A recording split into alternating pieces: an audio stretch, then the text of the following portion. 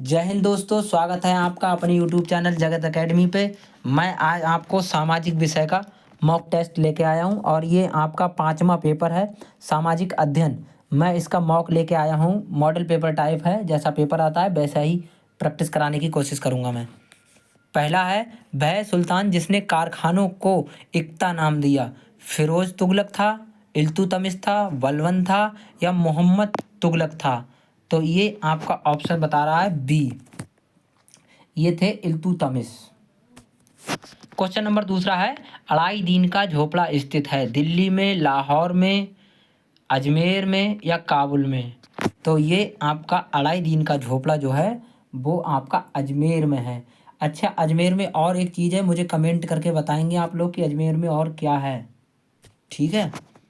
Question number 3 है, हिजरी संवत चलाया गया, हिजरी संवत चलाया गया बाबर द्वारा, हुमायूं द्वारा, अकबर द्वारा या शाहजहां द्वारा। तो इसका ऑप्शन आपका हो जाएगा सी, किसके द्वारा चलाया गया भाई? आपके अकबर के द्वारा। नेक्स्ट क्वेश्चन है कि खानवा युद्ध के लिए प्रसिद्ध क्षेत्र स्थित है दिल्ली में, आगरा में, सोनीपत में या फतेहपुर सीकरी में।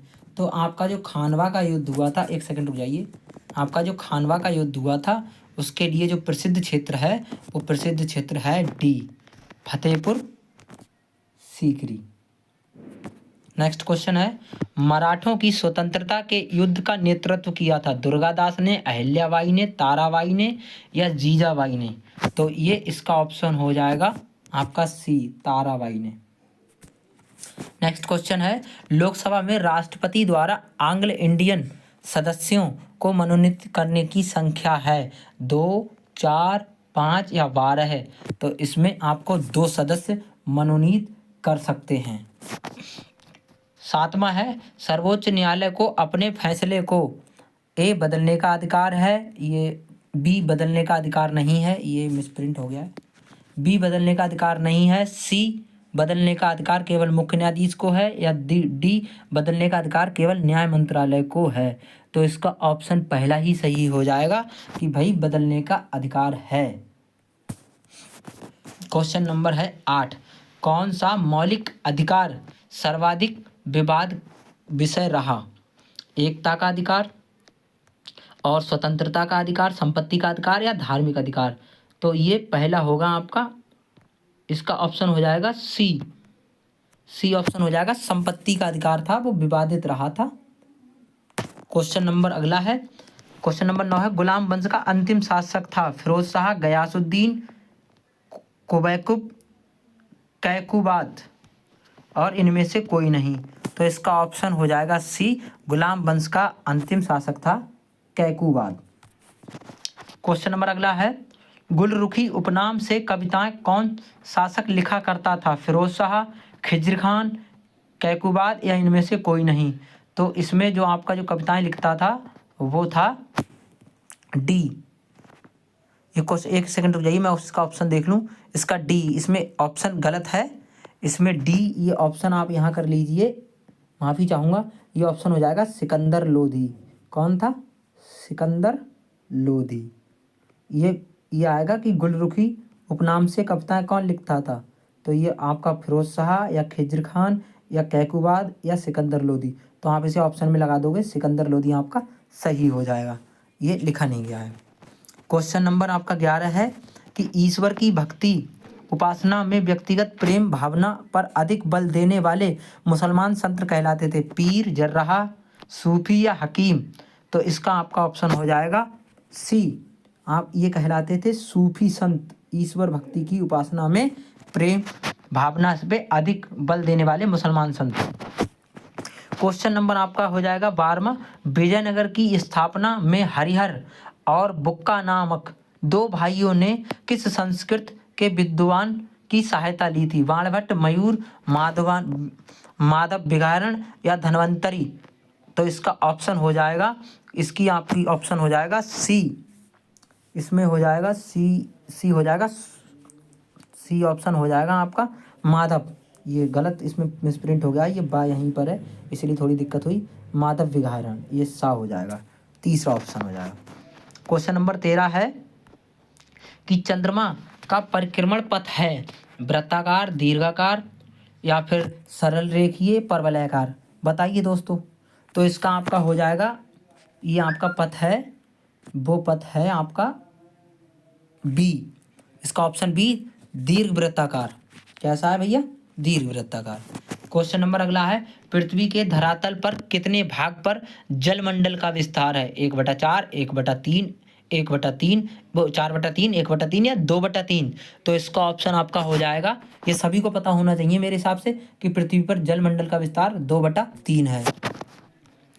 किस महाद्वीप से कर्क रेखा, भूमध्य रेखा तथा मकर रेखा गुजरती है? अफ्रीका, यूरोप, एशिया या ऑस्ट्रेलिया? तो ये आपका हो जाएगा अफ्रीका महाद्वीप से कर्क रेखा, भूमध्य रेखा, मकर रेखा गुजरती है। क्वेश्चन नंबर अगला है, पृथ्वी की आंतरिक संरचना कितने भाग में है? 3, 4, 5 या 6? तो आपकी ये आंतरिक संरचना 3 भागों में बटी हुई है। क्लास अच्छी लगती हो तो उसे शेयर कर लीजिए।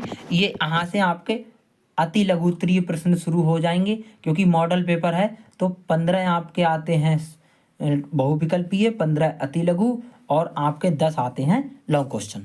तो ये क्वेश्चन हो जाएगा पहला कि गुलरुखी उपनाम किस शासक का उपनाम है, या गुलरुखी उपनाम किस शासक का है? तो बता देंगे भाई, गुलरुखी उपनाम सिकंदर लोधी का है। लोधी वंश की स्थापना किसने की थी? तो लोधी वंश की स्थापना वहलोब लोधी ने की थी। इंपॉर्टेंट क्वेश्चन है ये, आपके 1 नंबर में आएंगे डायरेक्टली, 2 नंबर में आएंगे, आपको डायरेक्टली आंसर लिखना होगा। सैद्धांतिक रूप से मुसलमान राज्य किस प्रकार का था? तो ये आप कह देंगे, ये सैद्धांतिक रूप से मुसलमान राज्य धर्म प्रधान राज्य था। क्वेश्चन नंबर 4 है, नर नूह सिपेहर तुगलकनामा की रचना किसने की थी? तो ये बता दोगे अमीर खुसरो ने। ये आएगा राज तरंगिणी के रचनाकार कौन है? इंपॉर्टेंट है ये, आपका आ सकता है, इसके आप कौन है? कल्हड़ हैं। क्वेश्चन नंबर 6 है, सल्तनत काल में कितने प्रकार के कर लिए जाते थे? तो सल्तनत काल में मैं आपको कर बता दूं, सल्तनत काल में 4 प्रकार के कर लिए जाते थे, जिसमें खम्स, जजिया, जकात और खराज, ये आपके 4 हो गए। प्रश्न नंबर 7 है कि सल्तनत काल 1206 और 1526 के मध्य दिल्ली सल्तनत पर कितने राजवंशों ने शासन किया? तो 5 राजवंशों ने शासन किया था। क्वेश्चन नंबर 8 है, भारत में इस्लाम धर्म की स्थापना किसके समय में मानी जाती है? तो इसका ऑप्शन है कि भारत में इस्लाम धर्म की स्थापना मोहम्मद बिन कासिम के समय से मानी जाती है। तो इसका ऑप्शन हो जाएगा मोहम्मद बिन कासिम। सल्तनत काल में भारत को कहा जाता था, तो सल्तनत काल में भारत को सोने की चिड़िया कहा जाता था। इंपॉर्टेंट क्वेश्चन है। क्वेश्चन नंबर नेक्स्ट है, लाल बख्श लाखों का दान करने वाला लाल बख्श की उपाधि किसे दी गई है? तो लाल बख्श की उपाधि कुतुबुद्दीन ऐबक को दी गई है। अढ़ाई दीन का झोपड़ा का निर्माण किसने कराया? तो अढ़ाई दीन के झोपड़े का निर्माण कुतुबुद्दीन ऐबक ने कराया है। क्वेश्चन नंबर अगला है ये, अच्छा प्रश्न ऊपर हो गया है, इसका ऑप्शन ये है, यहाँ से ये मतलब लघु उत्तरीय प्रश्न शुरू होते हैं आपको। तो मैंने एक क्वेश्चन ये डलवा दिया है, बाकी तो आते ही हैं, आप पीडीएफ से पढ़ लेना, पीडीएफ से पढ़ा दूंगा मैं। क्वेश्चन ऐसे आएगा कि भारत, ये लाइन यहाँ से कट कर दीजिए आप, ये नीचे आएगी, ये लाइन जो है वो नीचे आएगी। ठीक है भैया, ये नीचे आएगी लाइन, 1 सेकंड रुक जाइए, 1 सेकंड, ये लाइन आपकी नीचे आएगी, ये उत्तर यहाँ से शुरू हो जाएगा। टाइपिंग मिस्टेक हो गई है, माफ़ी चाहूँगा। यह है कि भारतीय संविधान की प्रमुख विशेषताओं का वर्णन निम्नलिखित है। तो आप बताओगे भारतीय संविधान की प्रमुख विशेषताएं, तो भारतीय पहली हो जाएगी, भारतीय संविधान की अत्यंत विस्तृत तथा व्यापक, भारतीय संविधान अत्यंत विस्तृत तथा व्यापक है। पहली हो जाएगी आपकी कि भारतीय संविधान जो है वो अत्यंत विस्तृत और व्यापक है। इसके बारे में आप लिख दोगे कि भारतीय संविधान विश्व के विस्तृत संविधानों में से एक है। इसमें अनुच्छेद अगर पूछ लेगा तो 395, भाग 22, 8 अनुसूचियाँ, जबकि वर्तमान में संविधान में 445 अनुच्छेद, 25 भाग और 12 अनुसूचियाँ हैं। इस हिसाब से दूसरा आपका ऑप्शन जो हो जाएगा, दूसरा ऑप्शन हो जाएगा, 1 सेकंड रुकिए, दूसरा ऑप्शन आपका हो जाएगा कि संपूर्ण प्रभुसंपन्न लोकतंत्रात्मक गणराज्य संविधान की प्रस्तावना। तीसरा समाजवादी राज्य से अभिप्राय है, तीसरा समाजवादी हो जाएगा। चौथा संघात्मक शासन, और 5वां आपका हो जाएगा ये संसदीय प्रणाली। तो इसी टाइप से आपको लॉन्ग में लिखना है लगभग 1-1.5 पेज के लिए। और छठा आपका हो जाएगा धर्मनिरपेक्ष राज्य। इसके नीचे और भी मैटर है, लेकिन मैंने इसमें टाइप नहीं कराया है। मैं आपको ये टेलीग्राम चैनल की लिंक मेरी इसी डिस्क्रिप्शन में मिल जाएगी। वैसे भी अगर आप वहाँ जाके सर्च करना चाहते हैं तो वहाँ पर जगत एकेडमी के नाम से सर्च कर लीजिएगा, आपको टेलीग्राम चैनल मिल जाएगा। और मेरे चैनल को सब्सक्राइब कर लीजिए, पीडीएफ आप उस पर पढ़ सकते हैं, डिस्क्रिप्शन में इसकी लिंक मिल जाएगी। साथियों, कंटेंट कैसा लगता है मुझे कमेंट कर दीजिए, मेरे चैनल को लाइक कीजिए, शेयर कीजिए, सब्सक्राइब कीजिए। धन्यवाद। जय हिंद।